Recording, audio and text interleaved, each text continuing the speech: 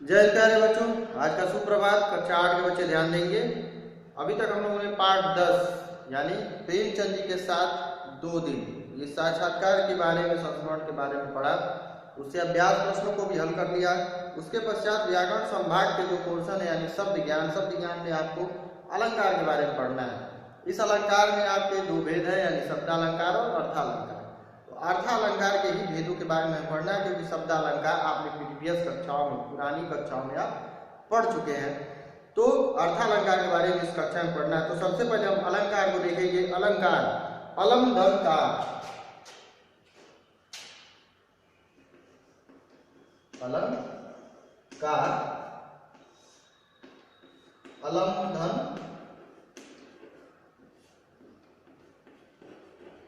का, ये आपका इसका शाब्दिक अर्थ है, विच्छेद है। अलम का अर्थ है भूषण या गहना, ज्वेलरी या गहना। जिस प्रकार भूषण का प्रयोग सजावट के लिए किया जाता है, उसी प्रकार भाषा में सौंदर्य के लिए अर्थ और शब्दों का सजाकर प्रयोग किया जाता है।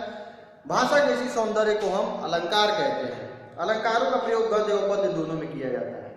अलंकार जो होते हैं वो अपनी उपस्थिति में भाषा के सौंदर्य को, भाषा में चमत्कार को क्या करते हैं, काव्य में सौंदर्य को, चमत्कार को बढ़ा देते हैं। तो ये गद्य में भी हो सकते हैं इनका प्रयोग और पद्य में भी हो सकता है। अलंकार आपके 2 प्रकार के हैं, जो है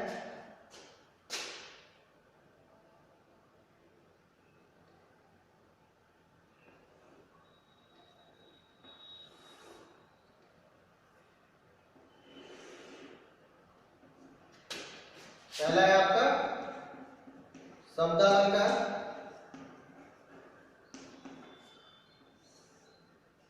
और दूसरा आपका है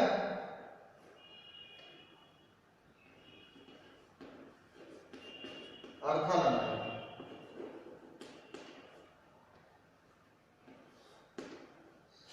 दो अलंकार के भेद हैं, एक शब्दालंकार और एक अर्थालंकार। शब्दालंकार यानी जिसमें गद्य या पद्य में शब्दों के कारण कोई विशेष चमत्कार या सौंदर्य उत्पन्न हो जाए, वहां शब्दालंकार।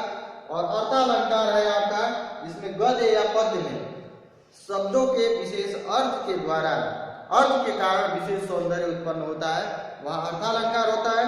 अर्थालंकार के भेद है वो 5 है आपके। अर्थालंकार के 5 भेद हैं।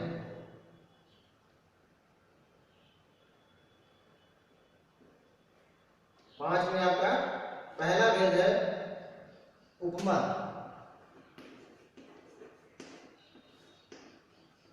दूसरा है आपका रूपक, तीसरा है आपका उत्प्रेक्षा,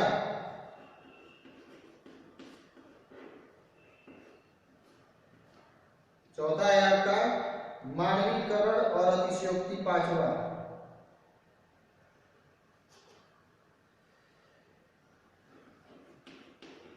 अतिशयोक्ति।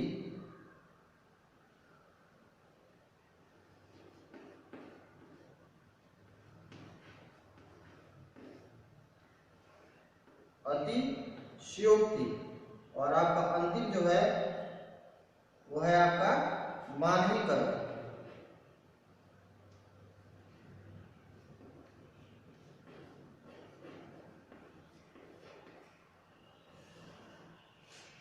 मानवीकरण अलंकार यानी उपमा अलंकार, यह आपका पहला हो गया, यह आपका दूसरा हो गया, यह आपका तीसरा हो गया, यह आपका चौथा हो गया और यह आपका 5वां हो गया।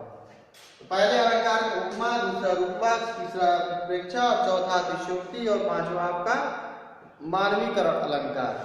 तो इस प्रकार ये अर्थालंकार के 5 भेद है। इन 5 भेदों के बारे में हम इस कक्षा में अध्ययन करेंगे, जिसमें सबसे पहले अर्थ आता है उपमा। सबसे पहले हम किसके बारे में पढ़ेंगे? उपमा।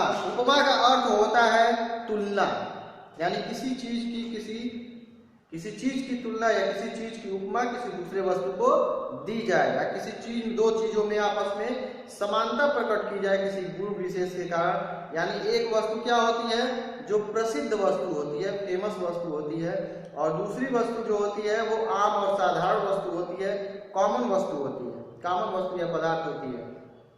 तो प्रसिद्ध वस्तु के किसी गुण की तुलना या समानता हम साधारण वस्तु में देखते हैं या करते हैं, वहीं पर उपमा अलंकार होता है। तो देखेंगे हम, जहाँ एक वस्तु या प्राणी की तुलना समान धर्म या गुण के आधार पर किसी अन्य वस्तु या प्राणी से की जाए, वहाँ उपमा अलंकार होता है।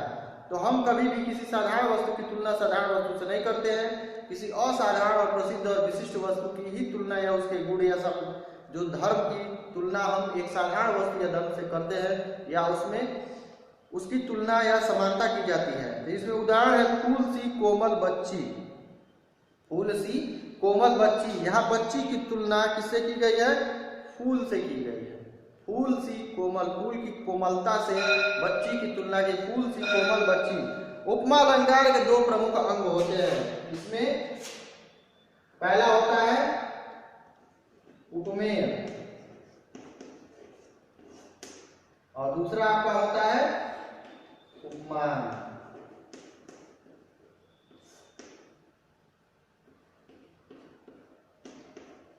पहला और दूसरा उपमेय और उपमान। उपमेय यानी जिसकी तुलना की जाए, जिसकी तुलना की जाए। ये उदाहरण हम देखेंगे, फूल सी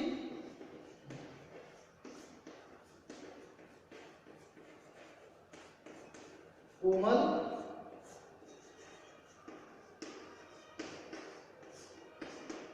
बच्ची, यह आपका उदाहरण है।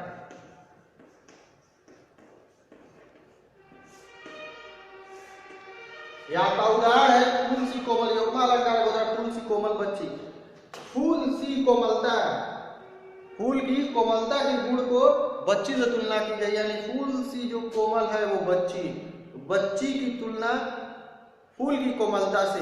फूल और बच्ची दो चीजें हैं यहाँ पे, एक फूल है दूसरा बच्ची है, दोनों की आपस में तुलना समानता की गई है। जिसमें जिसकी तुलना की जाए वो हम पहले भी जान चुके हैं कि उपमेय कौन होता है? जिसकी तुलना की जाए। तो जिसकी तुलना यानी बच्ची, बच्ची यहाँ पे क्या है? उपमेय। उपमेय यानी उपमा करने के योग्य, यानी फूल की कोमलता से तुलना करने योग्य किसको पाया गया है? बच्ची को। तो बच्ची फूल की कोमलता से तुलना करने योग्य है, अर्थात ये उपमेय है। उसके पश्चात उपमान, यानी वह प्रसिद्ध या विशिष्ट वस्तु जिसके किसी गुण की तुलना किसी साधारण वस्तु से की। यानी बच्चियां कई होती हैं, लेकिन वह बच्ची यहाँ फूल के उस विशिष्ट गुण से टैली की गई है, समानता की गई है। तो फूल यहाँ पर क्या होगा? उपमान होगा। फूल यहाँ पे क्या होगा? उपमान होगा। इसमें दिया गया है आपका कि जिससे तुलना की जाए, यानी फूल से तुलना बच्ची की गई है, तो जिससे तुलना की गई है वो उपमान, और जिसको तुलना करने योग्य समझा गया है, जिसकी तुलना की गई है वो आपका उपमेय। तो यहाँ पर अन्य भी उदाहरण दिया गया है कि सीता का मुख चंद्रमा के समान है। सीता का मुख चंद्रमा के समान है। इसमें सीता क्या है? उपमेय है, क्योंकि सीता को चंद्रमा के समान सुंदर दिखाने योग्य समझा गया है, जिसकी उपमा दी जा रही है सीता की। तो सीता यहाँ पर उपमेय होगा। उपमान आपका चंद्रमा हो जाएगा। निर्मल तेरा नीर अमृत सम उत्तम है। निर्मल तेरा नीर, यहाँ पर नीर क्या है? उपमेय है, क्योंकि उसे अमृत के समान तुलना की जा रही है, उसे अमृत के समान समझा जा रहा है, इसलिए यहाँ पर नीर यानी जल क्या है? उपमेय है। उपमान आपका अमृत हो जाएगा। नील गगन सा शांत हृदय था उसका। नील गगन सा शांत हृदय था उसका, यानी हृदय की तुलना, हृदय की समानता नीले शांत गगन यानी आसमान से की जाए, तो यहाँ गगन क्या हो जाएगा? आपका उपमान हो जाएगा। यानी उसके समान शांति और विशालता का गुण जो है वो किसमें देखा जा रहा है? हृदय से, किसी के हृदय से। वो हृदय आपका क्या हो जाएगा? उपमेय हो जाएगा। तो इस प्रकार उपमा अलंकार यहाँ पे समाप्त हुआ। इसके पश्चात हम आगे बढ़ेंगे रूपक अलंकार की ओर। रूपक दूसरा है आपका रूपक अलंकार। रूपक का अर्थ है कि जिसमें धर्म या गुण की समानता के कारण, उपमेय और उपमान आप समझ चुके हैं, धर्म या गुण की समानता इतनी अधिक हो जाती है, इतनी व्यापक हो जाती है कि उपमेय और उपमान में कोई अंतर या भेद नहीं रह जाता, यानी उपमेय को ही उपमान मान लिया जाता है और उपमान को उपमेय, यानी दोनों में कोई अंतर या कोई इस प्रकार का वर्ड नहीं होता है जिससे ये पता चले कि तुलना की जा रही है, समानता की जा रही है। नहीं, इससे ये पता चलता है कि जो उपमेय है यानी जो साधारण वस्तु है और जो विशिष्ट वस्तु है दोनों को एक मान लिया जाता है, यानी वो साधारण वस्तु उस उपमान यानी उपमेय को ही हम उपमान मान लेते हैं। तो रूपक है जहाँ धर्म या गुण की समानता के कारण उपमेय उपमान का भेद समाप्त हो जाता है, अर्थात जहाँ दो वस्तुओं में बहुत अधिक समानता के कारण एक वस्तु को दूसरी वस्तु का रूप दे दिया जाता है, यानी उपमेय यानी जो साधारण वस्तु है उसको हम उपमान मान लेते हैं, उसी का रूप मान लेते हैं, वहाँ रूपक अलंकार होता है।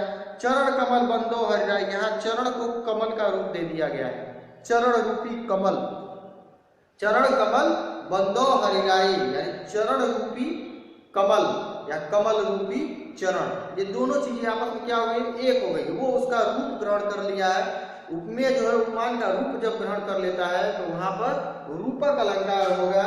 ये आपका उदाहरण है। अन्य उदाहरण है, पायो जी मैंने राम रतन धन पायो, मैंने राम